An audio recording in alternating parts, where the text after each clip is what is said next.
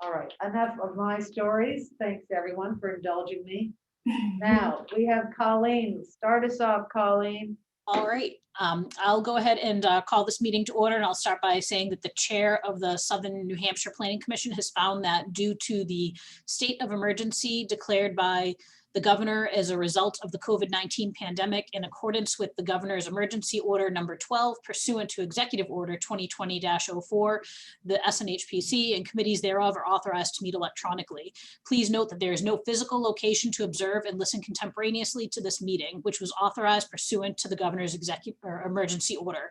SNHPC is utilizing Zoom for this electronic meeting. All members of the committee have the ability to communicate contemporaneously during this meeting through the platform, and the public has access to contemporaneously listen and, if necessary, participate in this meeting as follows. Online access, being through the Zoom link there that's been posted. Telephone only access, dial 646-558-8656, meeting ID 817-3871-9551. These instructions have also been provided on the Southern New Hampshire Planning Commission website at www.snhpc.org. If anyone has a problem accessing the meeting, please call 603-669-4664 or email mduchesne@snhpc.org. In the event the public is unable to access the meeting will be adjourned and rescheduled. So we'll go ahead and begin with a roll call. Sylvia, if you can help me with the list for the roll call. All right, I'm on it. All right, from Bedford, we have Becky Heber. I am here and alone in the room. We've got Dick Snow from Candia. Present. Andrew Haddock from Chester. Present. George Theoris from Derry. Present. Bruce Thomas from Hooksett. Here. From Londonderry, we have Colleen Malone. I'm here. Manchester, we have Jonathan Golden. Here.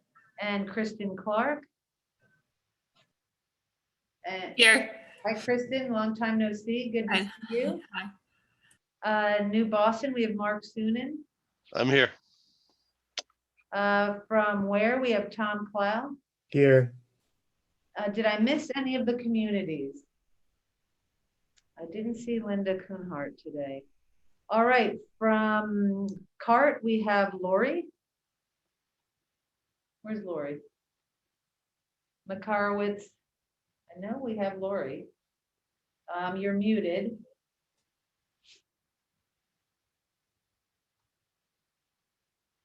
All right, we'll wait for Lori to, she was going in and out earlier, so.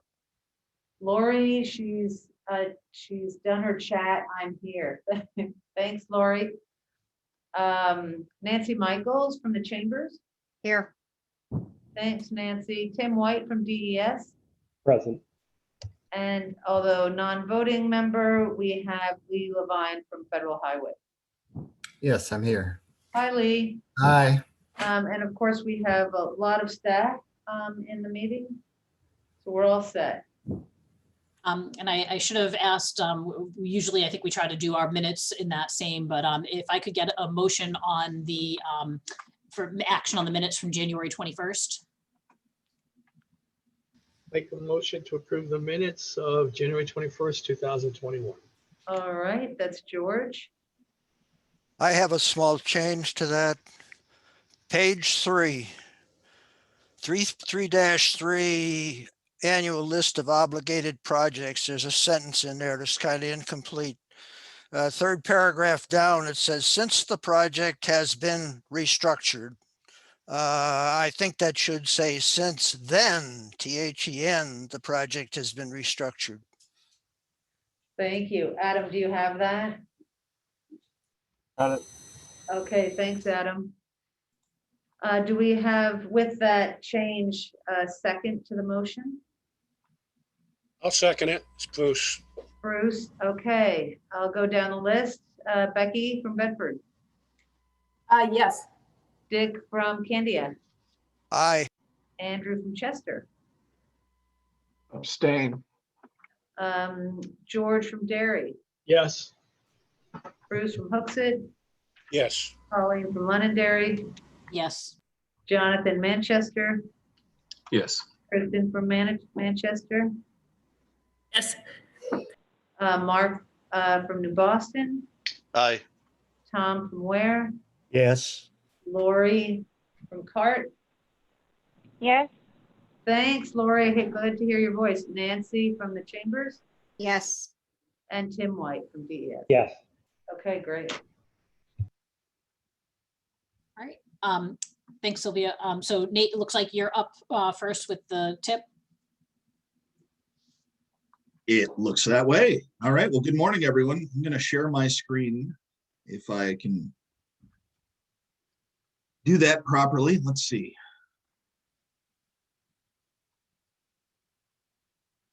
Can everybody see this, or is it in? Oh, it looks like it's in my. Okay, let's see. If I can, You're good. how's this? That's perfect. All right. So I have a brief. I think it's 96 slides just to walk through briefly the tip. We just as a reminder, we did walk through all of the project details last month. But I can certainly answer any questions if people have them. But just by way of a reminder, we're talking about our fiscal year 2021 to 2024 TIP, our transportation improvement program. How does this fit in? Most of you are probably have seen this slide a lot of times now, but I always like to remind people how kind of projects go from concept to construction. So we have our long range plan, our regional transportation plan, or what we call our metropolitan transportation plan that goes out to this 2045 horizon. We talked about that over the past few months, as you'll recall. And then we have a state requirement that is what we call the 10-year plan. We're going to be talking about later in the agenda. So we have this kind of 10-year programming of projects. And then effectively our TIP is a federal requirement, but it's effectively the first 4 years of the 10-year plan. So when things advance into the TIP, they've advanced the farthest towards construction. So we're going to be talking about our TIP today, our draft 2021 to 2024 TIP. So just as a reminder, we've been working with New Hampshire DOT as well as our partner agencies at the other MPOs around the state to develop our fiscal year 2021 to 2024 TIP. I did a detailed presentation. I have all of those slides at the end of this if anybody wants to zoom in or ask questions about a particular project, but I walked through in quite some detail last month all of the project changes and highlights for our draft TIP within the region. We put the draft TIP out for public comment on January 22nd. We are in our 30-day public comment period right now that continues until February 22nd. We haven't received any comments to date on the draft TIP, but I would note that New Hampshire DOT has done an update to their fiscal constraint analysis, which is an appendix to the TIP. So I do want to note that. Our MPO will be holding a public hearing to consider adoption of the draft TIP next Tuesday, February 23rd. So once again, we did walk through all of the projects last month in detail at our January TAC meeting. If there are any questions or comments from TAC members, I believe that the draft TIP was also included as an attachment in your packets for this meeting. So the full document was in your packets and we walked through the changes last month. If there are any questions or comments, we would be happy to take them at this time. Otherwise, we would welcome a motion to recommend that the MPO adopt the TIP next Tuesday. Nate, did you get any information from DOT on the 107 project in Deerfield there where they rebuilt the bridge already?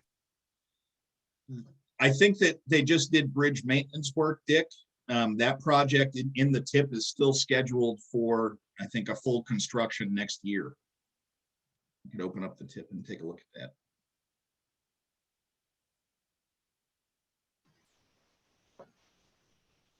Madam Chairman, I will make a motion to recommend that the Southern New Hampshire Planning Commission NPO adopt the fiscal year 2021-24 TIP as presented by me and staff.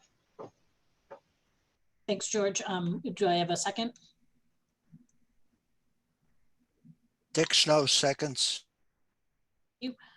Sylvia, if you'll help us out with the roll call, for all those in favor of making. It the does look like recommendation. Tim White has his hand raised. Oh, sorry. Thanks Tim- very much, Nate. Yeah, apologies for not doing a really thorough review of this document until now, but I just wanted to mention that page 20 and page 21, there are references to the New Hampshire Vehicle Inspection and Maintenance Program as being transportation control measures in the state SIP. That the I&M program is actually not a transportation control measure. There actually aren't any transportation control measures in the SIP. So in the final version of the document, if you could just remove the references to those, I think there's one on page 20 and one on page 21. They could be removed for the final version. I just wanted to mention that. Okay, we can make that edit, Tim. Yeah, apologies for not getting back to you sooner. Yeah, no worries. Okay, so we've got a motion and a second with one or two changes, as Tim has outlined. Is the motion and the second okay with those changes? I have a thumbs up from George. You good, Dick? You're muted. Just a thumbs up will work. Dick? With the changes Tim mentioned, you're good, right? Try that again, Sylvia. You talking to me? Yeah, I am, sorry.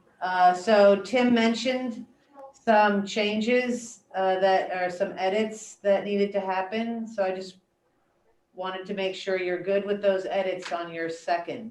I'll keep my second, yes. Thank you. Okay, I'll go down the list. Becky? Hebert? Yes. Thanks, Becky. Dick Snow? Aye. George Sioris? Yes. Bruce Thomas? Yes. Colleen Malone? Yes. Jonathan Golden? Yes. Kristen Clark? Yes. Mark Sunin? Yes. Tom Clow? Here, yes. Lori McCarowitz? Yes. Nancy Michaels? Aye. And Tim Aye. White? And- Yes. Did I hear Tim? Yes. Okay, thank you. Mhm. All right.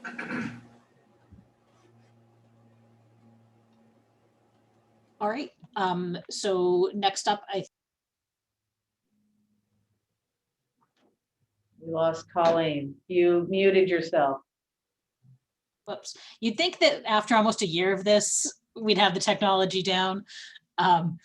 So Carl and Zach, I think you're up next with safety performance targets. Okay. So. Let me share the screen. I have to come back over here. Oh, you stink. Come on. Hold on. All right, I'm gonna have to stop sharing. Thank you. Now I have to close this. It just automatically goes over there, which I don't know why. Stop. What the heck? Maybe you can do this better than I can. Oh, I doubt it. Okay, so I think what I have to do is turn this off. And beginning. No. Oh my goodness. End show. Share screen. You get small, share screen. Here we go. All right. Can everybody see the big thing here? Can you see the presentation? Yeah. Yes, George from Derry, yes. Okay, thanks, George. You're on. We can't see ourselves then. We can't see ourselves. I don't know why. But as long as you all can see. this presentation. Can you see me? Yeah. Carl, we can see you, Carl. Strange, we can't see any of you. It's on the other screen. It's on the other screen is what Zach is telling me in the background. Okay, this is just a reminder about what this is. This is the safety performance measures that we need to adopt each year. We did this last January. Again, Carl Epic with the commission here, if you don't know me. And this is going to be kind of a tag team presentation. I'm going to go over the overall purpose of these measures and adopting them, and Zach's going to come in and go over the actual eye candy of the presentation, the data information about the 5 different measures. So without further ado, just real quickly, a reminder that this is comes straight out of legislation from Congress from 2012. The purpose of these measures and adopting targets is to increase transparency and accountability related to our state's investment with federal tax dollars on transportation infrastructure and services nationwide, and specific, of course, to the state. These are to ensure that we distribute funds for transportation projects that collectively make progress towards a set of national goals. And this is aimed to achieve set objectives by assessing the performance of state transportation systems compared to these national goals while enforcing minimum requirements. And DOTs across the country, it requires them to measure and report on the performance of these different measures on I don't know if it's an annual basis, but obviously we have to do it on an annual basis. And this covers all aspects of transportation, infrastructure, performance, congestion, freight, everything. So this next slide shows the national performance goals for federal hire programs. They're in 5 different core categories, or 7 categories, actually, excuse me. And we're going to focus on safety today.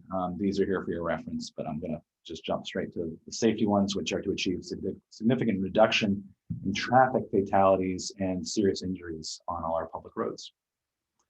The FAST Act passed in 2015, created some updates. These are kind of minor from the standpoint of what we're talking about today, but the tweaks were for performance period adjustment to the timeframe for states and MPOs to make progress towards meeting their performance targets under the National Highway Performance Program. And the second aspect was to clarify the significant program progress timeline for highway safety HSIP program performance targets.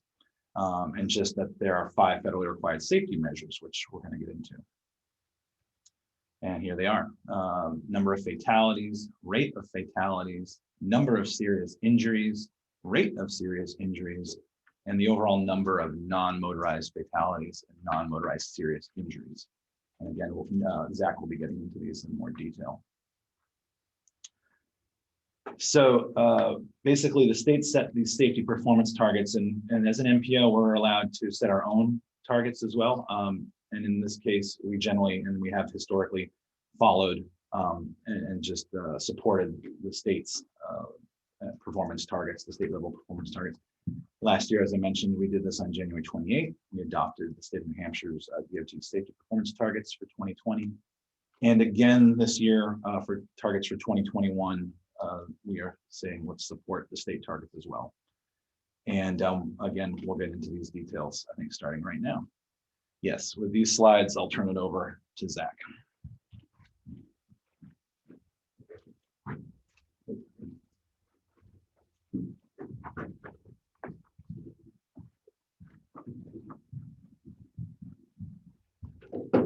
Good morning. Can everyone hear me? Yes. Yes. Thanks. Yes, Zach. Yep. Okay, so I'm going to run through the trends here for these 5 different measures, what we've done over the last few years. So here we have the first measure, which is the number of fatalities, and this is the 5-year moving average for fatalities in our region. And you can see it pretty much stays in that range between 15 to 20 over the last couple of years. But if we look at individual years, it's actually much more random than that. We have a high variability within this, going from near to 25 one year and then almost 10 the next. So keep that in mind with fatalities, because it is such a, it's a relatively small number. A crash or 2 can push it higher or lower in a given year. And the trend is up, but it's, largely the the power of it is relatively low, but it is slightly trending up. And you can see we kind of bounce around a fair bit compared to with the state as a whole. You can see there's a big jump there in 2016. That's again also to be expected considering our number of fatalities is a low number. So relative change can cause a small change can cause a much larger relative growth compared to the state as a whole. But you can see we kind of both are bouncing up and down around where we have been. So here is where we were for the last 5 years. This is these are each 5-year averages. And then you can see our target from 2019, which was, I believe, the first year we adopted a target. And then the target for 2020, which was last year. And now we have in the orange, the target for this year.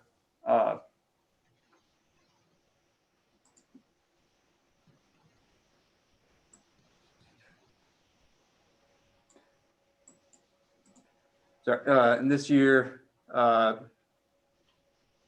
it's at 18.2, and you can see that we're currently set to be a little bit above that.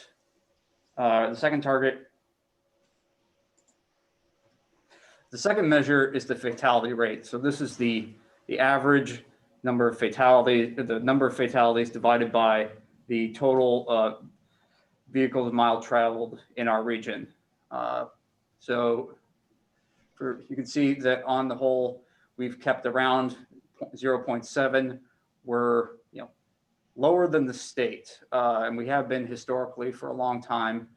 And I was discussing earlier with Carl why that would be, and I'm sure we were bouncing around some theories. Some of them are probably right, but we are historically just have a significantly lower rate than the rest of the state. But the overall the change versus us versus the state looks very similar to the number of fatalities, which you would expect considering one is a ratio developed from the other. And again, you see that same large jump, which is reflective of the small number of fatalities that we have in any given year. So here we have measure 2. We have the 5 years before, and then we have our 2019 target, our 2018 target, our 2020 target, and our 2021 target. And you can see that we've been substantially below all those targets for all those years. But 0.884 would be where we go to this year if we adopt the state's target.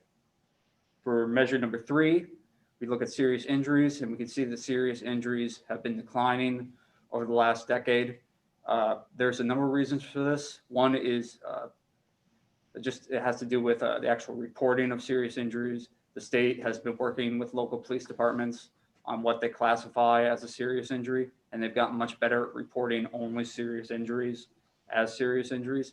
So we can't really be sure how much of this decline reflects an actual decrease in the number of injuries and how much is just due to reporting. But the trend is going down. And even when we look at annual, these are single year figures, we still have some movement, but it's a much larger number. So there's not as much variability year to year. And the general trend is going down. And here, as opposed to some of our other graphs, our rate of change mirrors that, on the most part, that of the state, where we go up and down a little bit, but we're on the whole trending downward together. So for measure 3, we have the projected number of serious injuries. You can see that we have that 5-year averages going down, and we are projected out to actually beat our 2021 target just barely. But it's in general, when it's that close, we could say that's probably on target. So that's looking good. Now for the serious injury rates, this is all the serious injuries divided by vehicle miles traveled. Again, we're keeping what the state here, or we're keeping the same trend in the state. We're going down. We're a little bit higher than the state, but not by much. And this looks very similar to what we just saw with the serious injury numbers. Again, one is a ratio derived from the other, so that's to be expected. But the general trend is downward. And again, we can see along with our serious injuries, number of serious injuries, measure 4, the projected number of serious injuries rate is about to be the same as the target. You can see the 2019, the 2020, oh, there's a typo there, the 2020 and the 2021 measures. So we're on target for that one. And lastly, we have the number of non-motorized fatalities and serious injuries. And here we have another instance where we have a measure which is developed on a very small number, which means we can have a lot of variability year to year. So like in this chance, this graph, it looks like something fairly significant happened in 2017, 2016, when really we just had one really bad year in 2013 where we had, you know, close to 25 serious injuries or fatalities. And, you know, when you have a small number like this, a large, you know, even a small change can create a large relative change. So but the trend is going slightly down, though the correlation is fairly low. And again, there's a lot of variability from this factors due to the small number, but you can see it both for us and the state. The last decade, the trend has been a little bit higher than it was historically, but it seems to be coming down again. Don't know how much we can read into any of that. And here we go for measure 5. We have the where we were for the last 5 years. Again, you can see it's fairly volatile year to year, but our 5-year trend has us about at where the state's proposed at 11.6. So this is the trend. And I believe Carl is back up now. Are there any questions before I move on? Okay. I've got some specific questions about safety. While Lee's listening here, listening to us, I've for probably a year now been talking about, and I know I'm on the other side of the river and nobody pays attention to that side of the river, but whatever. If I sit there looking at safety from the 30,000 foot level, I see these articles in the Concord Monitor that New Hampshire is something like 3rd in the nation per capita deaths in traffic. I understand that we are improving our architecture, we're improving our infrastructure. That's good. But if you look at some of the stuff that's showing up now on these accidents that are happening on the high-speed roads, the faster the traffic gets, the worse the accidents get.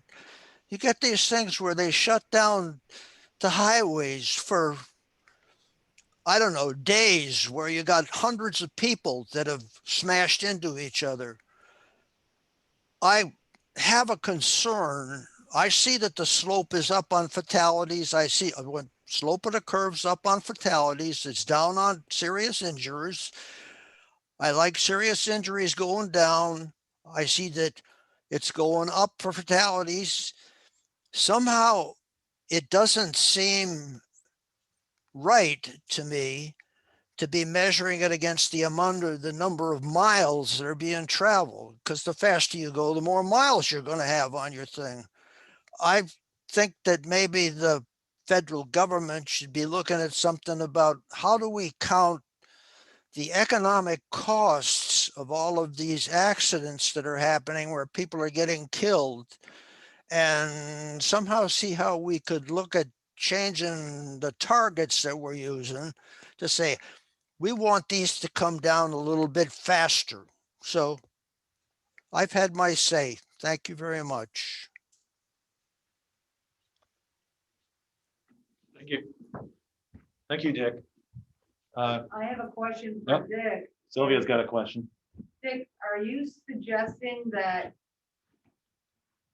we not adopt the state target for number of fatalities, that we adopt a lower one? Or no?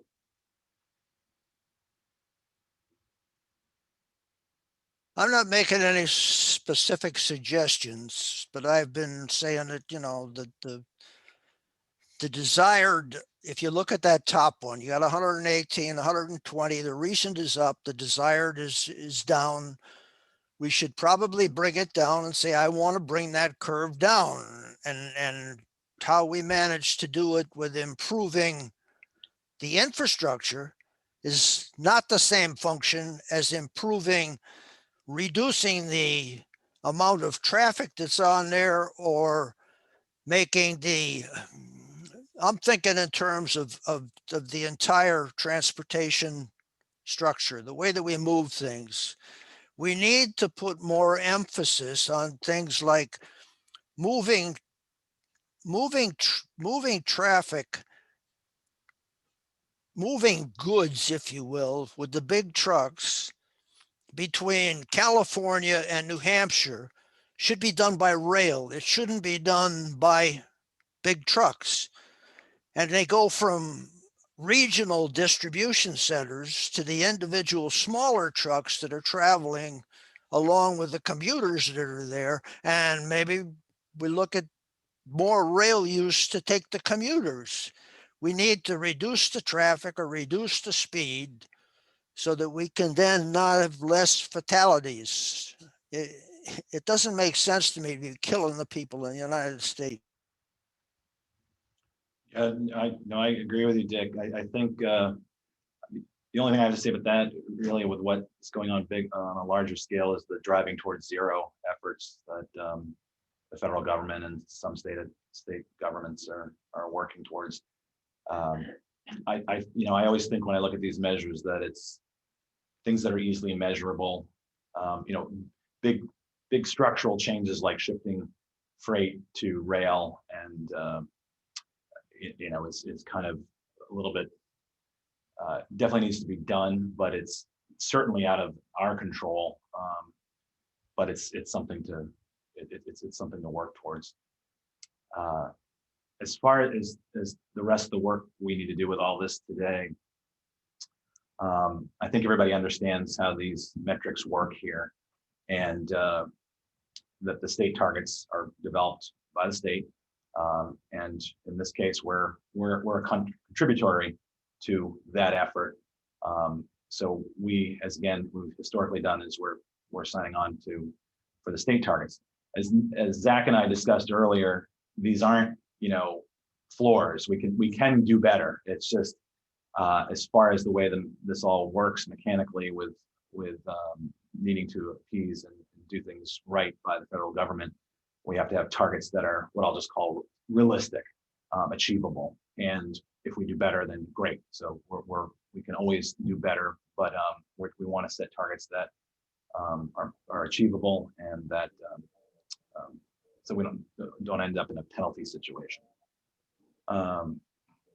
So all these, again, the trends, with the exception of a number of fatalities, are down, and our desired direction is to continue down with all these. So the fatalities one is the one that we have to work the hardest on. What we're really looking for today from you all is, again, a recommendation to adopt these targets for the MPO, which will be taking this up, same presentation, basically next Tuesday. A little bit more detail on the history of this. Our 2019 observed and regional targets. The trend, again, is to decrease. So 2021 on the right, there's our absolute numbers that we'd be adopting.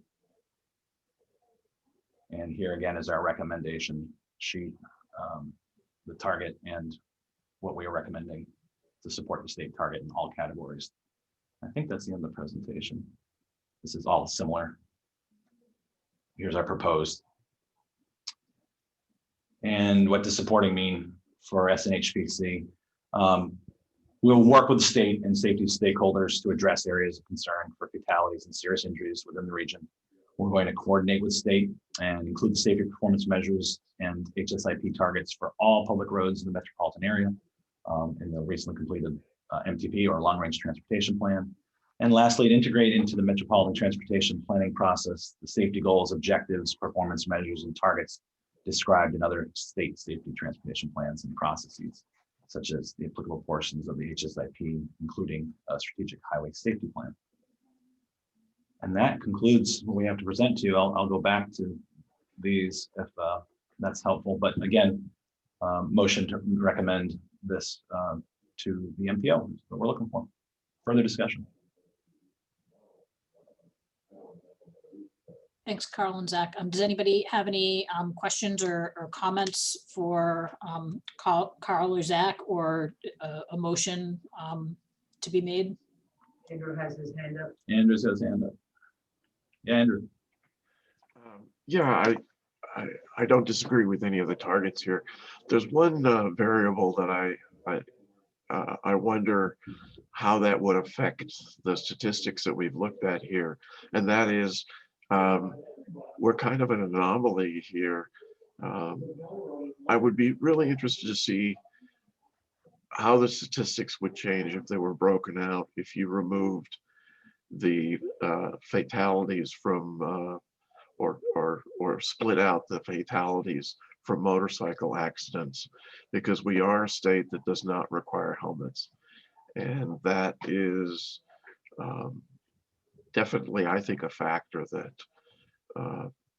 would increase the amount of fatalities as opposed to other states. I understand the metric you're using here, the million vehicle miles traveled. That seems like a good metric to normalize, but I would be interested to see that effect. Take a look into that, Andrew. It's in the data. I think originally motorcycles was broken out as a separate target, but for some reason it was never actually fully adopted. But I will look into that for you. All right, thank you.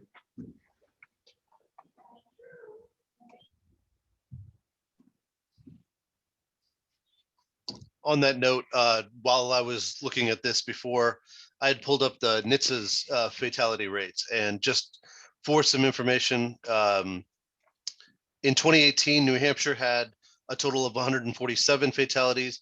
It decreased greatly in 2019 to 101, but the percentage of those fatalities that were motorcyclists greatly increased from 28 of the 147 in 2018 to 30 of the 101 in 2019. Interesting. I wonder if that was that occasion up north Right. when that, The trailer, the man with the trailer. Yeah. 7. when he plowed through 7 motorcyclists, remember? That was horrible. Randall. And he was on drugs.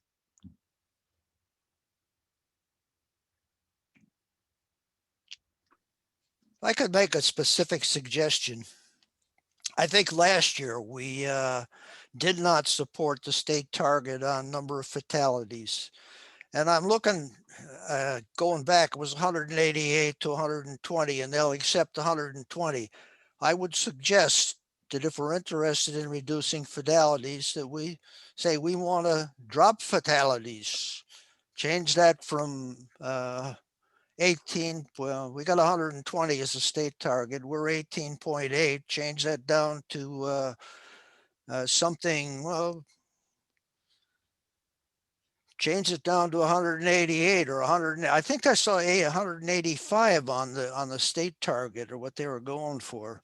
I think we should reduce the number of fatalities so that we say we want the slope to be driven down. I don't care if they have to do it through infrastructure, which probably isn't going to do much, or they do it through the state says 72.2 on the interstate highways is not an acceptable optimal speed, and get it down. Let's drop the number of fatalities a little bit, somewhat, so that says we are not willing to accept an increase in the number of fatalities that are happening on our highways. I've just a couple of notes on that, Dick. We did support the state targets last year. We've supported all of the state targets, including fatalities, every year since this performance measures came into effect. So we did support the state target last year. You know, the guidance that we get from our colleagues at Federal Highway Administration is that our targets are supposed to be realistic and not aspirational. We have the flexibility to set targets as we see fit for a region, but our targets are not supposed to be necessarily aspirational. And there's a lot that we don't control in the world of behavior that drives some of these numbers. You know, we have a narrow ability to control how certain safety infrastructure projects are programmed, but infrastructure is only one piece of a bigger picture when it, you know, when it relates to these numbers. Behavior is a huge issue. You know, we are either 49th or 50th. Each year we're either 49th or 50th battling one of the Dakotas for last place in seatbelt usage. 7 out of 10 people who die on New Hampshire roads are unrestrained in some form, whether they're on a motorcycle or not wearing their seatbelt. They're unrestrained drivers. And you know, some of those behavioral issues have a major impact on what these overall numbers are, and we don't have any, you know, real ability to affect those behavioral issues. So, you know, I would just note that, you know, our guidance is, you know, pretty clear that we're supposed to be realistic with our target setting. That's not to say that we can't, you know, if we have a reasonable way of saying, well, we're going to be lower this year for reasons X, Y, and Z, that we can do that. But, you know, the Department of Safety, Department of Transportation, other colleagues at the state level have sat down and looked at all of the behavioral issues and infrastructure issues. And this is the fairest and most reasonable target that they set for the state. You know, our recommendation would be to support that target, but of course it's the TAC's discretion as to what we end up doing. So I would just, you know, defer to you all to make that decision. But, you know, the state targets are carefully considered. I understand, Nate. It's a political process, but Lee can hear what I say. I'm a politician.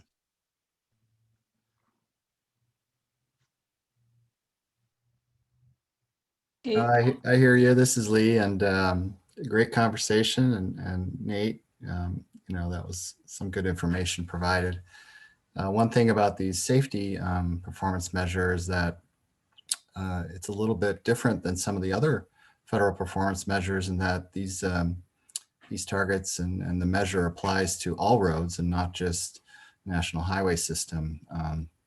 So I think that's, you know, that's an opportunity, I guess, is what I would say for member communities and local governments to take actions that they can to try to help move these numbers in the right direction, you know, at a very local level and with some improvements that might be lower cost and yet provide some benefit. So I guess that's something I would add to the table, you know, add to the discussion here. And then, you know, regarding things like speed limits or national speed limits, those larger policy issues or more intermodal freight or more funding for developing intermodal freight capacity, all that kind of stuff is going to be on the table when we get to our discussions of reauthorization. People are already talking about that in Washington. So just keep an eye out for the larger conversation that's happening in Washington, and feel free to provide your input into that discussion as well as that moves forward. But good discussion, good information being shared here. Thanks, Lee. Yep. If anyone has any other comments or discussion or would like to make a motion, we do have the recommendation from staff in, as far as supporting the state target. I don't know if anyone has any other comments or if someone would like to make a motion at this time.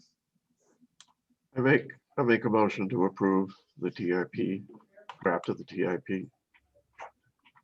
I'll second. It's George from Derry. I'll second it. All right, so I have a motion and a second. Any other discussion? Just to clarify, the motion is to recommend to the MPO that the MPO adopt the state targets for safety for 2021. Yep. Okay, so Sylvia, I'm not sure if Sylvia's still there or if somebody Chair, from staff she's has the list and can help us go through the roll for the vote. Okay. Yeah, all right. Yeah, Andrew, I think you were maybe looking at the agenda, the previous item, so. Right, yeah, sorry about mischaracterizing that. No, that's all right. Nate caught it perfectly. So this is a vote for the state that we're supporting their state targets. So going down the list, Becky from Bedford. Yes, I do, but I'm wondering if we could also make a statement about the fatalities increasing, that as a trend when the state reviews these targets next time, if we could make a recommendation that we not increase the target for fatalities, just to the discussion. Nate, what are your thoughts here? Yes, I mean, of course, we can share that concern with our partners at BOT and Department of Safety and ask them to keep that in mind when they're doing their state level performance target setting for fatalities. You know, I think it would also be really helpful for the TAC to understand, really sort of getting into the details, like Nate started talking about the seatbelt use, but also we know there's a lot of other behavioral issues. It'd be really, I think, helpful to hear more detail on these, and maybe Zach can provide some additional information next time. If that's sort of interest. I would also encourage any interested TAC members, a lot of this behavioral information, behavioral considerations, whether it be speed, impaired driving, seatbelt usage, a lot of good information is presented in the state's strategic highway safety plan. If you just go on to Google and type in New Hampshire Strategic Highway Safety Plan, you should be able to download that document. There's lots of good data and information that covers all of the different emphasis areas around the state. And those include both behavioral and infrastructure considerations and can kind of help to fill in a fairly complete picture about what drives these numbers and what the trends have been both behaviorally and infrastructure wise in the state. You know, Adam, if you can provide that link in the minutes, that would be great. All right, so we've just hit the first one, Becky. All right, yes. All right, Dick and Candia. You're muted, Dick. Keeping us suspended longer. Okay, my temporary unmute wasn't working. Yes, reluctantly. Okay. Andrew and Chester. Aye. George and Derry. Yes. Bruce and Hooksett. Yes. Colleen and Londonderry.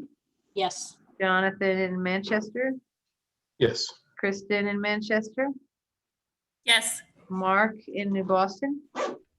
Yes. Tom in where? Yes. Lori at CART. Yes. Nancy at the Chamber. Yes. And Tim at DES. Yes. Okay, thank you.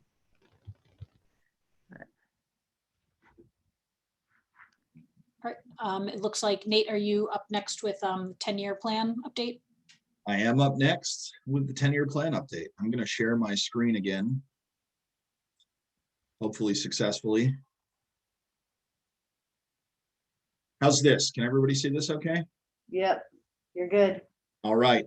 So we're going to pick up where we left off back in October on the 10-year plan. So just as a reminder, we work every 2 years with our partners at the state level, as well as all the other regional planning commissions, to update the 10-year plan.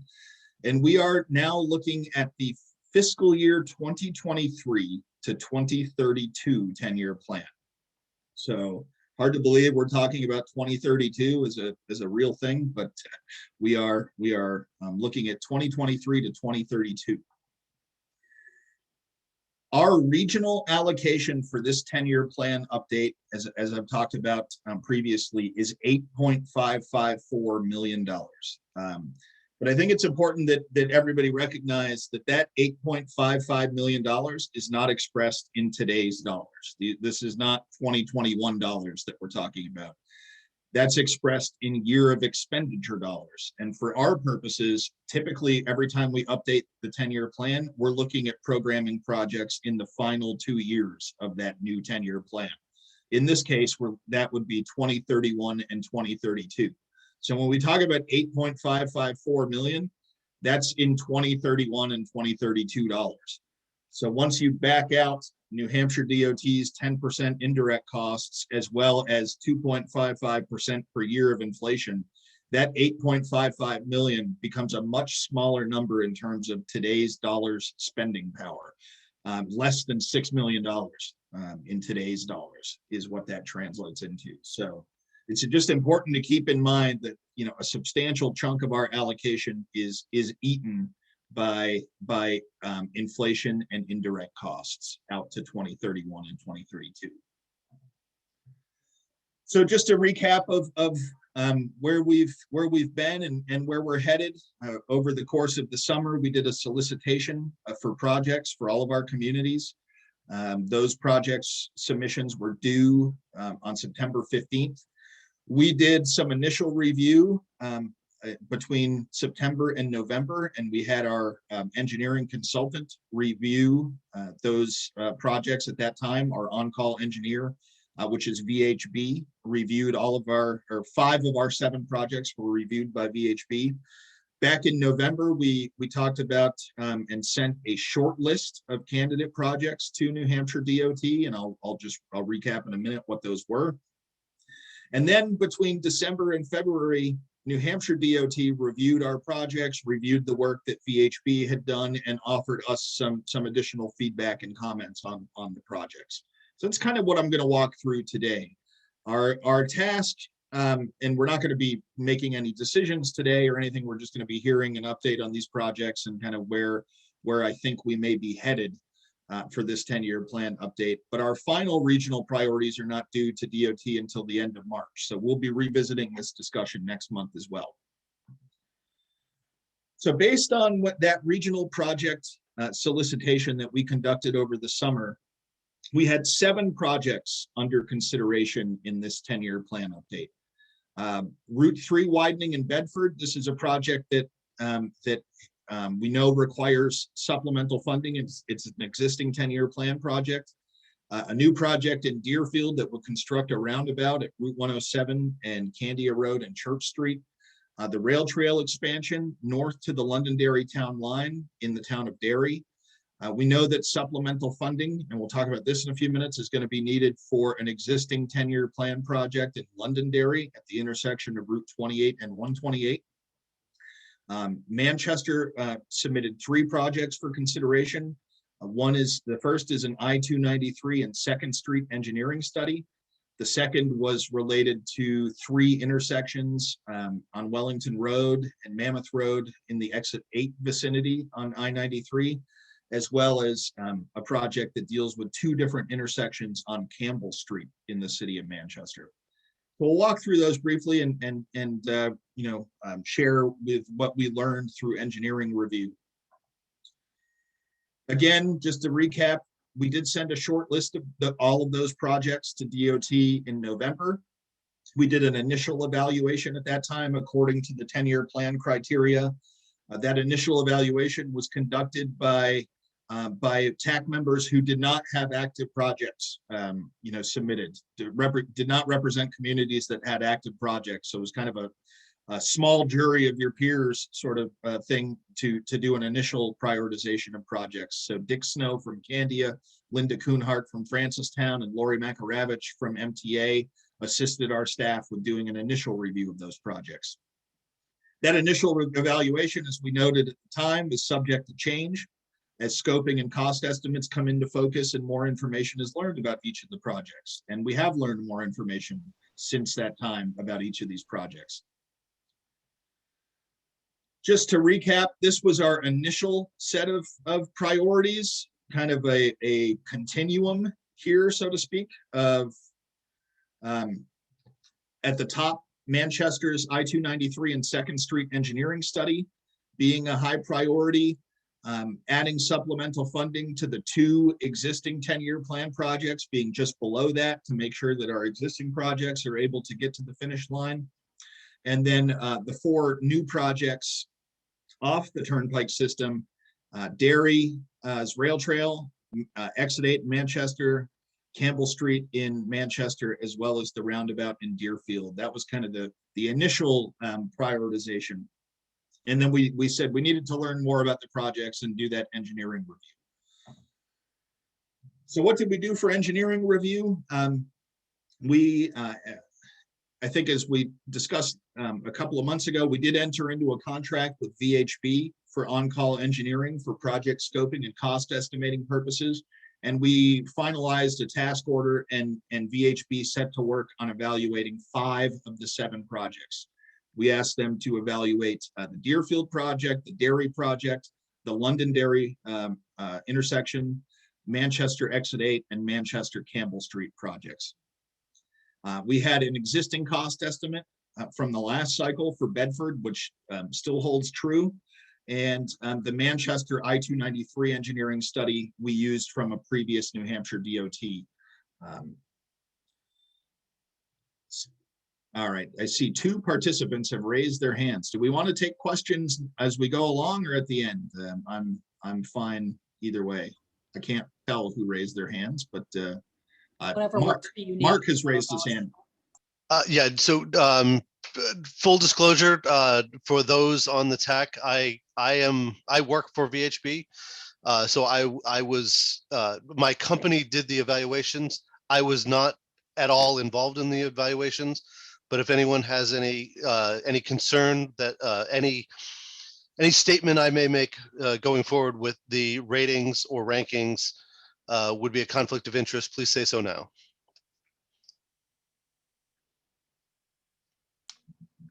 I personally, this is Colleen, I don't have any issue. I don't think that there would be any conflict on this, Mark. Okay. All right. Well, thank you for their interruption. That disclosure, Mark. And Tim White had his hand raised as well. Tim, your hand may still be raised from when you asked the previous question, but if you have a I new believe- question, feel free. No, I believe it is Nate. Yeah, it was from the prior Okay. time. All right. So just continuing, we did have existing cost estimates for the Bedford project as well as a DOT cost estimate for the I-293 engineering study project. Okay, so let's dive in. I'm going to go in order of that initial kind of continuum of project priorities and highlight what we've learned since November. I'll start with the I-293 and 2nd Street engineering study. This was, is an area that we know is likely to be a bottleneck with capacity issues in the future. At least, that was the way it was trending before all of the travel changes and travel pattern changes that exist due to COVID. But previously, under kind of pre-COVID conditions, this area was really coming into a focus as a bottleneck in an area of substantial capacity issues. I-293 and 2nd Street are really kind of inextricably linked together here, with Exit 4 being the concern or one of the areas of primary concern. DOT itself, back in 2017, noted the need for an engineering study in this area. They called it the next wave of turnpike needs, kind of once the Exit 6 and 7 projects in Manchester were getting close to, and to the finish line. The next wave of needs would be south on the turnpike in this kind of south of Exit 5 to 101 area. The hitch here is that this, when we're talking about I-293 related engineering studies, that would be what's called a turnpike project. That's part of the turnpike system. And when our allocation, our regional allocation of $8.5 million is federal funding. New Hampshire DOT has a policy and practice that the turnpike system should be self-sustaining with turnpike funding. In other words, toll revenue. Because of that, DOT generally avoids using federal funding on the turnpike system. And for that reason, funding such an engineering study would be really the decision of New Hampshire DOT with their turnpike funding. DOT has advised us that they don't intend to include this engineering study in the 2023 to 2032 10-year plan.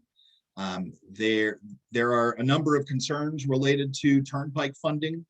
There's already a full program of projects that are using turnpike funding, including Exit 6 and Exit 7 reconstruction, the Effie Everett Turnpike work that will be happening between Nashua and Bedford, as well as elements of the Bow Concord project, are all, they're trying to figure out how to keep all of those moving forward in this 10-year plan, given the fact that turnpike toll revenues are really have been under pressure due to reduced travel, due to the COVID pandemic.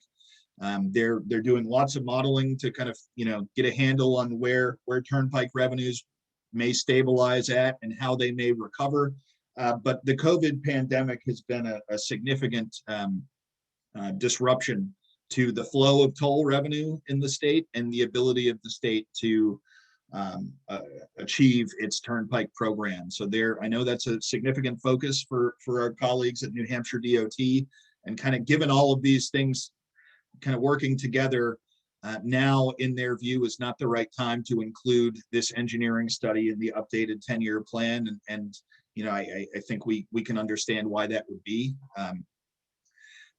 One of the recommendations here is, we talked with New Hampshire DOT about this. We could split out the 2nd Street portion of this engineering study and potentially work with the city and apply. There's going to be a pending statewide corridor study program. We expect it to be announced in the next few months. It's in the existing 10-year plan that will fund corridor engineering studies around the state.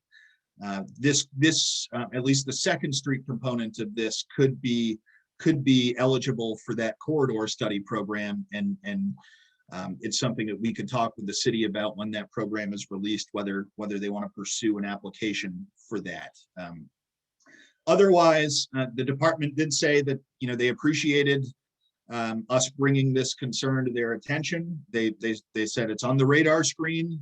They're going to be considering this in their discussions about what to do moving forward with the turnpike program. And they did leave the door open to us revisiting at least the I-293 portion of this engineering study in the next 10-year plan update, when they have a better picture of where their toll revenues are headed and how they may be recovering given the COVID pandemic. So that's where we're at this point on the I-293 2nd Street engineering study. The Bedford project, this is Route 3. It's a bottleneck area from Hawthorne Drive to the airport access road, Raymond Wazorek Drive. It's a widening and complete streets improvements on this segment. We added this project before my time with the commission. I think it was in 2015, leading to the 2017 to 2026 10-year plan update. I think when it was added at that time, there was a recognition that supplemental funding would need to be added to the project, although I wasn't here at the time. We did add supplemental funding in the last 10-year plan update to support this project. However, we knew that even adding that funding 2 years ago, that we would need to be revisiting this project in this update cycle and looking at additional supplemental funding to get it to the finish line. Right now, the project is programmed for $13.27 million in year of expenditure dollars, with construction beginning in 2026. We know that the project is estimated to cost 16.4 million in the last time we did a cost estimate on this, which was in 2019. So supplemental funding still needed to get this project to the finish line. What is this project? Well, if you're familiar with the area, there is a bottleneck location. Route 3 is part of the national highway system in this area. The proposed section to improve this bottleneck is to have 4 12-foot travel lanes with a 14-foot raised median, 5-foot shoulders on the outside and 2 feet along the median, as well as a 5-foot paved sidewalk on the east side of the road and a 7-foot grass panel on the west side. This was a concept that VHB provided assistance on 2 years ago. The town of Bedford continues to support the project and has sent us correspondence as part of this 10-year plan update requesting that supplemental funding be allocated to help get this project to the finish line in this 10-year plan update. DOT has indicated that they also support the project and they're willing to continue working collaboratively with us to bring the project to construction. And they expect us to continue to make good faith efforts to fully fund the project. So our initial staff recommendation with this one is to use a portion of our allocation in this cycle to add some level of supplemental funding to this project. Town of Londonderry. This is also an existing 10-year plan project. This is the intersection of Route 28 and 128. We added this project to the 10-year plan in the 2019 to 2028 update cycle, which we would have been working on that in 2017. The project is a realignment and signalization of the intersection based on a concept that was originally proposed by Stantec about 10 years ago. The project is currently programmed for 1.67 million in year of expenditure dollars with construction in fiscal year 2027. We did ask VHB to take a look at the scope and cost estimate of this project because we had some concerns about development that had taken place over the years in the vicinity of the intersection. And VHB found that Stantec's original concept is really no longer feasible because there has been the development of a storage facility basically, adjacent to the intersection. And on this little diagram here, you can see where the storage facility actually is in conjunction with Stantec's original concept for the intersection. So VHB developed an updated concept that avoids any impacts to the storage facility and tries to achieve the end goal of a realignment and signalization of the intersection, but working around the constraints of the storage facility and other development that's occurred at the intersection. That's what I show on this particular slide. I know it's too small for you to read that, but they were able to fit a concept in there that seems to work. We asked the town of Londonderry to review VHB's work on this and advise if they were in agreement with this concept. And the town does support, strongly supports this reconfigured design and strongly supports the project in general. So the reconfigured design, however, and working around the constraints of the storage facility does increase the cost of the project. So we have currently 1.67 million programmed for construction in 2027. The estimated cost of the project is $5.6 million in today's dollars. So the cost of the project has gone up substantially due to those new constraints that exist around the intersection. But given the town of Londonderry's continued support for this project, as well as the concerns about that intersection, we would certainly recommend that we use a portion of our allocation to add supplemental funding to this project as well. So far we've talked about using our allocation to add funding to these two projects that are currently in the 10-year plan. So these are not new projects. We're just trying to get the existing projects in the 10-year plan to the finish line. Our entire allocation of 8.55 million in fiscal year, in year of expenditure dollars is not enough by itself to get both of these projects to the finish line. It can get them close, but it's not enough, even with our entire allocation, to get these two projects to the finish line. So, you know, that'll be something that we're going to need to continue doing homework on over the next few weeks as we lead towards March. But this is clearly trying to get these projects towards construction in the existing 10-year plan projects is going to be the focus of our update of this 10-year plan. That's one thing that's becoming very clear based on our discussions with DOT and the engineering review that's happened to date. The other projects that are on the table in this cycle, the Town of Derry's project to extend the rail trail from Madden Road to the Londonderry Town Line. This is a 1,900-foot extension of the Derry Rail Trail. This is a project that's got extensive planning justification as part of the development of the larger north-south Granite State Rail Trail effort. So not only is it an important local connection in the town of Derry, it's an important regional connection for all of southern New Hampshire, and it's an important statewide connection for the Granite State Rail Trail. We did ask VHB to do scoping and cost estimating work for this project. Their cost estimate was $825,000, of which $115,000 was engineering and $710,000 was construction. DOT actually felt that VHB's construction cost estimate appeared to be pretty conservative for 1,900 feet of multi-use path, but they didn't dispute it or lower it. They ended up concurring with it. They just noted that they thought it was conservative. In talking with New Hampshire DOT and reviewing this project, and also realizing that right now there's an active TAP application round, this project is likely a better fit for and could be constructed sooner as a transportation alternatives program project. The scope and cost of the project fits really nicely into the TAP program. DOT concurred that the project would be more appropriate in either the TAP or the CMAQ program.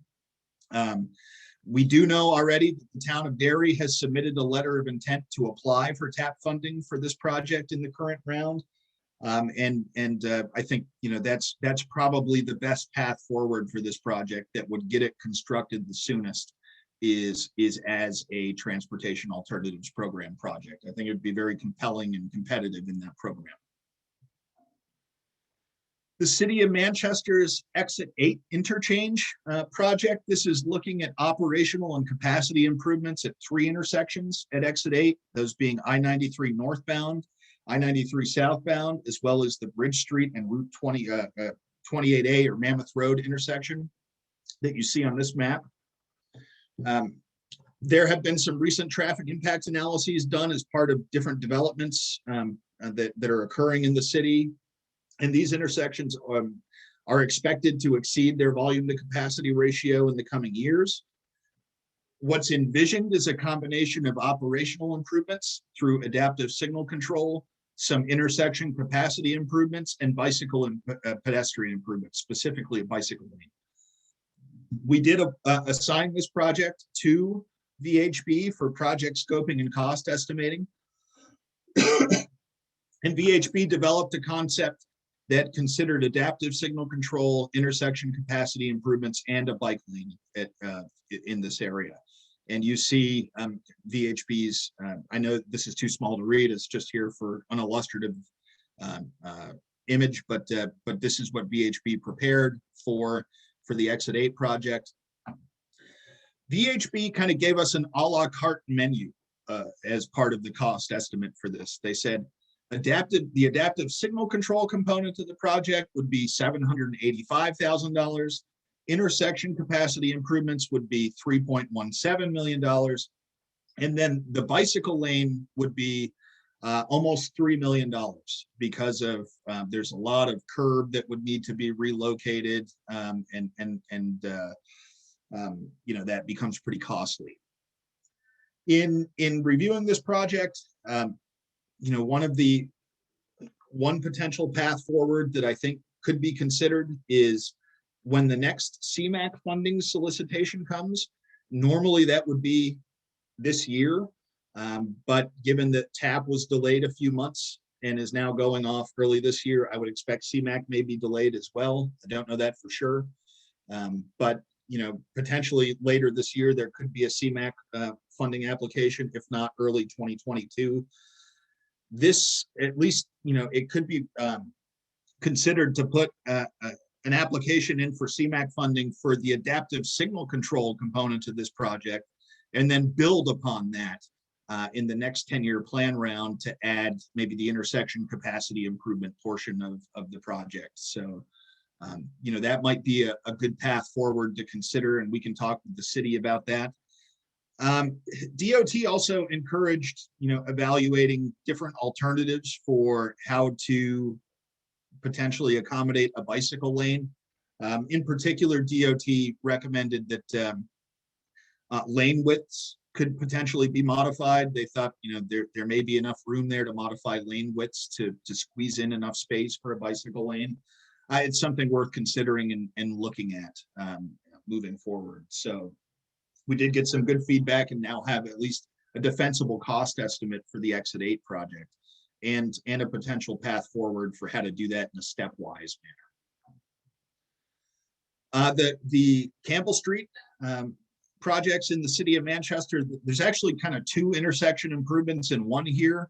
There's a roundabout conversion at Campbell Street and Hamill Drive, as well as some intersection capacity improvements at Hooksett Road, which is Route 3 and Campbell Street. And there, as you see on this particular slide, there has been engineering work conducted on this project in the past done by Hoyle Tanner and Associates. We didn't ask VHB to reinvent the wheel here. We asked them to take a look at Hoyle Tanner's work that was done now, I think, close to a decade ago, and kind of do a peer review of that plan set and provide a current cost estimate based on those plans. So that's what VHB did. VHB's cost estimate to do the project was $4.198 million. They did note that MS4 requirements could be a cost factor in the project and were a cost factor in their estimate. DOT has advised that if this project was funded, it would need to be locally managed with a 20% cash match from the city of Manchester. This is not a project where DOT would manage the project and match it with toll credits. This would need to be, in their view, an LPA project managed by the city and locally matched by the city. The path forward here may be, one idea would be to potentially apply for a CMAQ project in the next solicitation to do the Hooksett Road and Campbell Street improvements. And then kind of mirroring what we just talked about, if that was successful, we could potentially talk about updating or supplementing that project with 10-year plan funding in the next round to add the Hamill Drive roundabout. So that may be something we can discuss with the city about a potential path forward for this project to do it in at least a stepwise way, using CMAQ funding as a starting point. In Deerfield, the intersection of Route 107, Candia Road, and Church Street, converting that to a roundabout. We did assign this project to VHB for scoping and cost estimating purposes. VHB developed a 4-leg roundabout concept for the intersection based on the town's application and vision for the project. And that's kind of what I'm showing here. And I know, again, this is too small to read. I'm just showing it illustratively. But this is what VHB's roundabout concept looks like. The cost estimate was $1.796 million. DOT looked at, as part of that 1.79 million, there was 39,000 in right-of-way costs. DOT's thought may be that the right-of-way estimate of 39,000 may be a little bit low for this project. You can't really tell based on this image, but the roundabout is kind of offset a little bit from the existing alignment of the road. And when you get into slope impacts and other things, DOT thinks that the right-of-way impacts may be a little bit more extensive than what VHB had indicated. The bigger concern here, though, was one from a historic resource impact lens. Particularly in the vicinity of this intersection, there are some historic properties, including one building that dates back to 1875. That's kind of right at the corner of where this roundabout would go. DOT has advised that we should continue to work with VHB and the town to kind of further refine this concept and see exactly what the historic resource impacts would be and try to get out in front of mitigating or avoiding any or I should say avoiding to the best of our ability any potential historic resource impacts. So I think we have a little bit more work to do before this project is going to be ready for kind of prime time for 10-year plan consideration. So leading up to the next 10-year plan update cycle, we will work with VHB and the town to try to kind of refine this concept and get a better handle on what the historic resource impacts and right-of-way impacts would be. We've got a pretty good starting point to work from now, though. So kind of in summary, where do I think things are headed with this 10-year plan update? And kind of taking that continuum of priorities that we talked about earlier that we developed in November, the Manchester I-293 2nd Street engineering study. We can talk with the city about pursuing corridor study program funding for the 2nd Street component of that project, and then reevaluating the I-293 component of it as part of the next 10-year plan update when DOT has a better handle on turnpike revenue forecasts. The Bedford and Londonderry projects, both are existing 10-year plan projects. Focus our regional allocation to add supplemental funding to those two existing projects. And then for the newly proposed projects, Derry rail trail expansion, pursue TAP funding in this round that's happening right now, which Derry already is. And then working with Manchester on the two projects to pursue CMAQ funding as a first step towards accomplishing those projects. For Exit 8, that would be adaptive signal control, and for the Campbell Street project, potentially Hooksett Road and Campbell Street intersection as a first step through CMAQ. And then working with the town of Deerfield to further refine the concept and evaluate what the historic resource impacts would be and what the right-of-way impacts would be for that roundabout project. Okay, so I just about hit it, I think, at 11 o'clock. There was a lot of content to go through. I'm happy to answer any questions. We've learned a lot about these projects in the last few months, and I've tried to summarize it as best we can, as best I could, in the last 30 or 40 minutes or so about what we know about these projects now and where I think we're headed in this 10-year plan update. We're not making any decisions today, obviously. We're going to be talking more about this next month, but as kind of a snapshot of where I think we're at this point, that's where I think we're at and where I think we're headed. And I'm happy to answer any questions or let the TAC discuss what was just presented. And I know we're close to our bewitching hour too, so. Does anyone have any comments or questions for Nate? Yeah, Colleen, Nate, am I correct to say that while past performance is not indicative of future results, that the last round of CMAQ funding was not fully subscribed?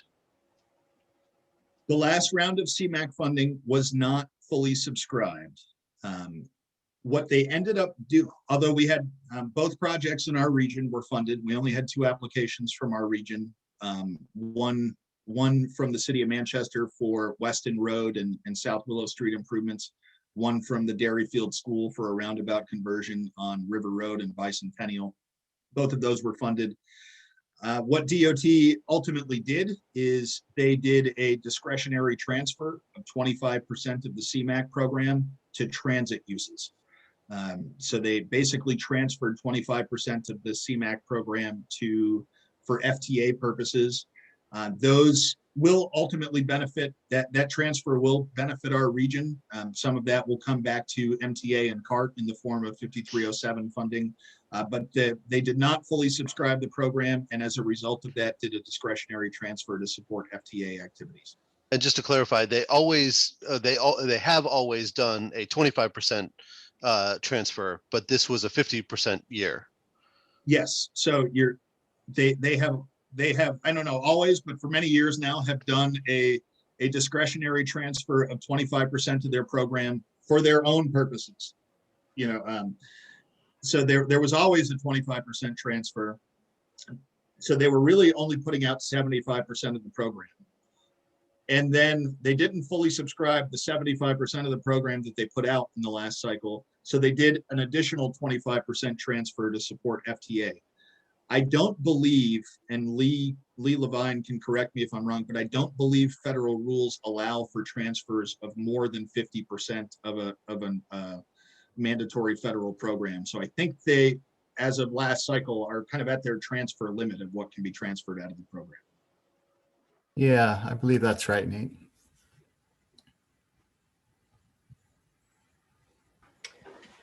Nate, oh, James had a question. Yeah, go ahead, James. In the past, CMAQ has had an upper ceiling on how much money they'll put towards an individual project. Do we anticipate that'll still be the case, and that would result in the exclusion of some of the projects we talked about today? So I believe, and DOT reevaluates the ceilings, I think, in each update cycle. And I think actually in the current TAP cycle upped the ceiling in the current from what the previous TAP cycle was. CMAQ's ceiling is a little bit higher. I want to say CMAQ's ceiling was $1.5 million total. I would need to double check on that. Certainly, we That wouldn't is be what it able was, to. what Manchester got this year. $1.5 million. Sorry, Yeah, it was 1.5. What? Yeah, what's the max? The last two cycles. yes. So, assuming $1.5 million would be roughly the ceiling in this cycle, you know, that's part of the reason why you know, for exit 8, you might segment out doing the adaptive signal control as a first step, because that would kind of fit nicely in you know, under the ceiling. I don't see a scenario where we'd be able to do a full kind of $4 million project, one single $4 million project under CMAQ, unless the rules changed significantly. But is it possible to have 2 projects funded both in the city of Manchester, both with CMAQ, both under that cap? Yes. If the last round is an example, then yes. So I do think it might be possible to do at least a first step of Exit 8 and a first step of Campbell Street, both through CMAQ potentially. But would that mean you would take that portion out and leave the rest of the project proposal in the 10-year plan? We would need to reevaluate in the next 10-year plan cycle, you know, how to supplement and build upon those projects when they're funded. So if you did adaptive signal control through CMAQ as a first step, then, you know, the $3 million worth of effort that would be needed to do intersection capacity improvements would be kind of step 2, and that would need to be something that we evaluated in the 10-year plan in the future. We wouldn't be able to fund that unless the program changed significantly. We likely wouldn't be able to fund that level of scope through CMAQ alone. We need to continue to monitor debt service too.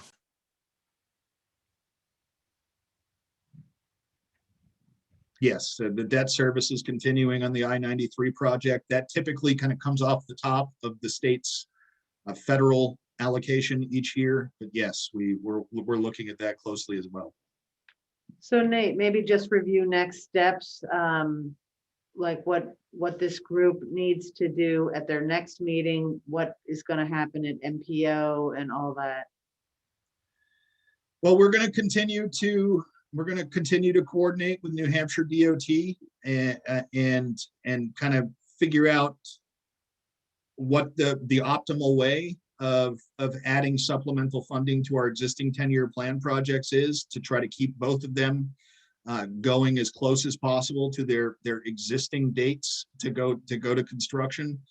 So we have some continued homework to do there. And then next month, we will bring a kind of more refined proposal to consider for how exactly we will deploy our 8.5 million of year of expenditure dollars in this allocation towards those projects, and ask for your consideration and potential endorsement of that allocation, the use of that allocation next month to our MPO.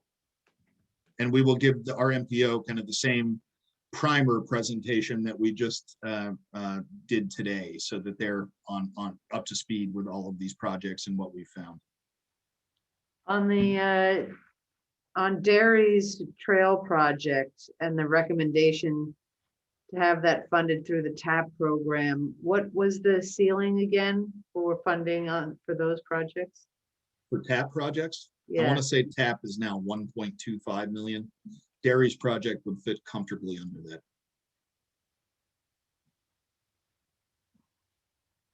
okay. Any other questions for Nate? I know I threw a lot of information at you guys about 10-year plan projects. Hopefully it's not too overwhelming, but appreciate the thoughtful comments and questions. So you'll be providing additional information at the next TAC meeting, and then the TAC members here will need to sort of have a recommendation of sort of how things will be moving forward, what will get funded, et cetera. Correct. All right. That recommendation that we bring next month is going to reflect what we've talked about today. All right, so next meeting is important for everyone to come to, and feel free to chat with us if you need further clarification on the process. Right, Nate? Yes, of course, we're always here, always here to answer questions and provide context. Yeah, and I know that when we talked with DOT representatives, timeline was also an issue. So I know that if you have timeline concerns, that's another thing you want to chat with us about or bring to the next meeting. All right, Colleen.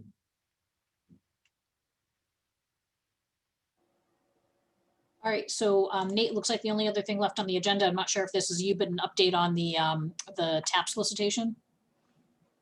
Yeah, I should have maybe put a slide together or something, but and I don't have the letters of intent in front of me.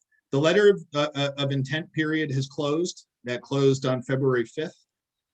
There were 7 letters of intent from 6 communities in our region. I think there were 2 from the city of Manchester. There was 1 from Derry, 1 from Bedford, 1 from New Boston, 1 from Windham, and Goffstown. 1 from Goffstown, correct. Maybe at our next meeting, I think one of the things that's going to be on the agenda is the applications are due on March 19th, I believe, to New Hampshire DOT. Not, a letter of intent is a non-binding letter, just saying we intend to apply. Some of those 7 letters of intent may not end up translating to full applications, or they may all end up translating to full applications. We don't know yet. Applications are due March 19th. At our next TAC meeting, we'll give a brief overview about each of the projects that was submitted for letter of intent, and I think the timing will be right at the next TAC meeting for us to appoint a subcommittee to evaluate applications. Kind of following our normal process, we would have a TAC subcommittee working with us to evaluate and prioritize the TAP applications that we receive. And then that work likely would happen between the March and April TAC meetings once the applications come in, and we would target April to do a prioritization recommendation for the TAP projects in this round. So that's where I think we're headed in terms of next steps. So much more to come in the next couple of months on TAP program. And for any of the communities that are applying for TAP or intend to apply for TAP, Our staff is here and available to provide any technical assistance you may need as you're doing that application. So feel free to contact us anytime for help. All right, if no one else has any other business, then I'd entertain a motion to adjourn.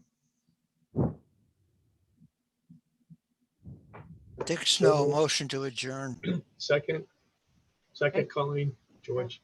All right, thanks. I've got my motion, my second from George. And so I think we all do our thumbs up and wave the camera. We'll see everybody next month.